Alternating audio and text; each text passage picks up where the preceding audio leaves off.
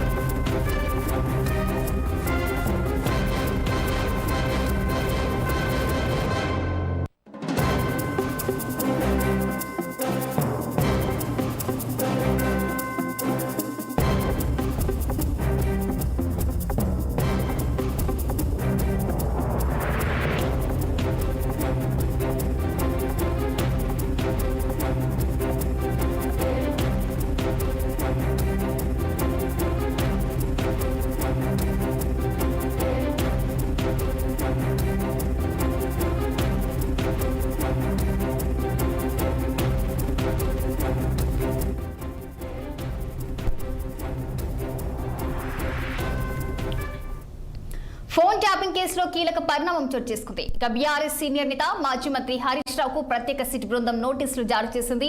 ఇక ఇదే అంశానికి సంబంధించి మరింత సమాచారం మా senior correspondent Mahender Reddy phone line లో అందించేందుకు సిద్ధంగా ఉన్నారు. చెప్పండి మహేందర్, మరి ప్రస్తుతం చూసుకుంటే మాత్రం ఈ యొక్క సజ్జన నేతృత్వంలో సిట్ బృందం అయితే పలు అంశాలపై అయితే హరీష్ రావును ప్రశ్నిస్తున్నట్టు కూడా తెలుస్తుంది. అలాగే కాంగ్రెస్ సర్కార్ కూడా ఈ యొక్క డైవర్షన్ పాలిటిక్స్ లో జరుగుతున్న కుట్ర అని కూడా ప్రస్తుతం అయితే బీఆర్ఎస్ ఆరోపిస్తున్నట్టు కూడా తెలుస్తుంది. మరి దీనికి సంబంధించిన పూర్తి డీటెయిల్స్ ఏంటి? ఫోన్ ట్యాపింగ్ అంశంలో మాజీ మంత్రి హరీష్ రావు అయితే సిట్ అధికారులు ఇంకా విచారిస్తున్నారు. ఉదయం 11 గంటలకు కార్యాలయానికి రావాలని నిన్న నోటీసులు అయితే పెట్టున్నారు. అదే సమయానికి హరీష్ రావు అయితే సిట్ కార్యాలయానికి ఆయన రావడం జరిగింది. అక్కడ నుంచి కూడా అంటే దాదాపు 12 ఇప్పుడు 3 గంటల పాటు ఇంకా విచారణ కొనసాగుతూనే ఉంది. ఇంకా అంటే 7 నిమిషాల మీద మరి ప్రశ్నలు లేవలుతున్నారు దానిపై ఆ సస్పెన్స్ గానే ఉన్న పరిస్థితి కనిపిస్తుంది. ఓ మేరకు ఉదయం ఫోన్ ట్యాపింగ్ అంశంపై ప్రెస్ మీట్ కూడా పెట్టడం జరిగింది. కేవలం రాజకీయ కుట్ర మాత్రమే, చట్టాన్ని గౌరవిస్తాను కాబట్టి వాళ్ళు ఇచ్చిన నోటీస్ కు అంటే సిట్ అధికారులు ఇచ్చినటువంటి నోటీస్ కు నేను రెస్పాండ్ అవుతాను, ఖచ్చితంగా హాజరవుతాను.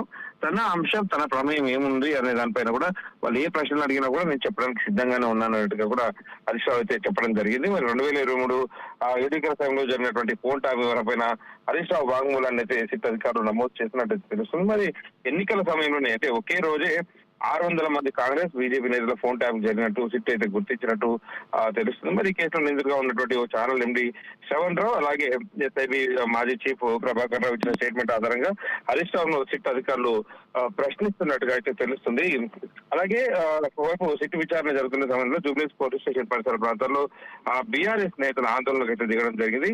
సిట్ విచారణకు వచ్చిన హరీష్ రావు అంటే భారీగా బీఆర్ఎస్ శ్రేణులు తరలి వచ్చారు. అయితే హరీష్ రావు మినహా ఎవరిని కూడా అనుమతించేది లేదని పోలీసులు స్పష్టం చేసినప్పటికీ ఇంకా అక్కడే నేతలంతా కూడా ఉన్న పరిస్థితి కనిపించింది. మరి ఇప్పుడు ఇంకా విచారణ అయితే కొనసాగుతూనే ఉంది.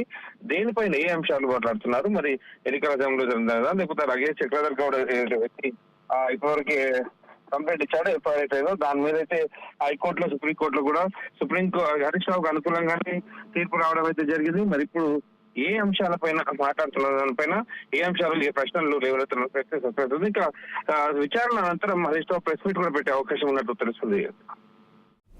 Right, thank you for the updates Mahender Reddy.